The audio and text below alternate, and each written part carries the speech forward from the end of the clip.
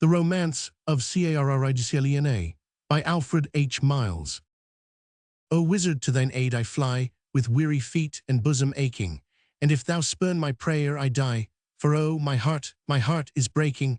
Oh, tell me where my Gerald's gone, my loved, my beautiful, my own, and though in farthest lands he be, to my true lover's side I'll flee. Daughter, the aged wizard said, for what cause hath thy Gerald parted? I cannot lend my mystic aid, except to lovers faithful-hearted. My magic wand would lose its might.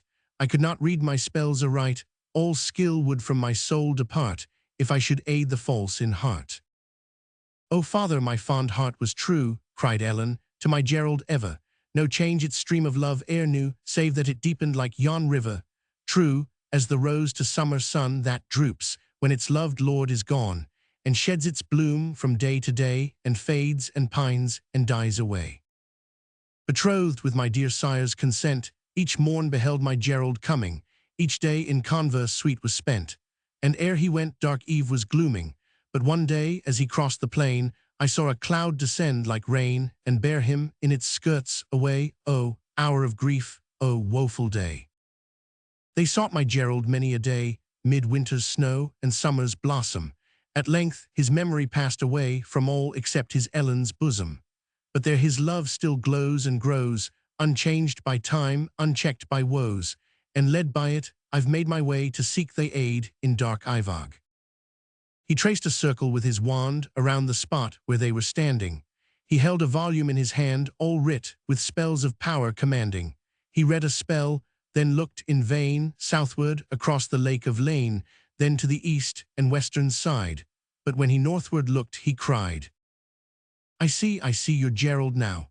In Carrigcleena's fairy dwelling, deep sorrow sits upon his brow, though Cleena tales of love is telling. Cleena, most gentle and most fair of all the daughters of the air, the fairy queen, whose smiles of light preserves from sorrow and from blight. Her love has borne him from thy arms, and keeps him in those fairy regions, where Cleena blooms in matchless charms, attended by her fairy legions. Yet kind and merciful's the queen, and if thy woe by her were seen, and all thy constancy were known, brave Gerald yet might be thine own. O father, the pale maiden cried, hath he forgotten quite his Ellen? Thinks he no more of Shannon's side, where love so long had made his dwelling? Alas, fair maid, I cannot tell the thoughts that in the bosom dwell, for all vain is magic art, to read the secrets of the heart. To Carrigcleena Ellen wends, with aching breast and footsteps weary. Low on her knees the maiden bends, before that rocky hill of fairy. Pale as the moonbeam is her cheek, with trembling fear she scarce can speak. In agony her hands she clasps, and thus her love-taught prayer she gasps. O Cleena, queen of fairy charms, have mercy on my lovelorn maiden. Restore my Gerald to my arms. Behold, how sorrow-laden and faint and way-worn here I kneel, and with clasped hands to thee appeal. Give to my heart, O Cleena, give, the being in whose love I live. Break not my heart, whose truth you see, oh, break it not by now refusing, for Gerald's all the world to me, whilst thou hast all the world for choosing. O Cleena, fairest of the fair, grant now a lovelorn maiden's prayer, or, if to yield him you deny, let me behold him once and die. Her prayer of love thus Ellen poured, with streaming eyes and bosom heaving, and at each faint heart-wringing word, her soul seemed its fair prison leaving.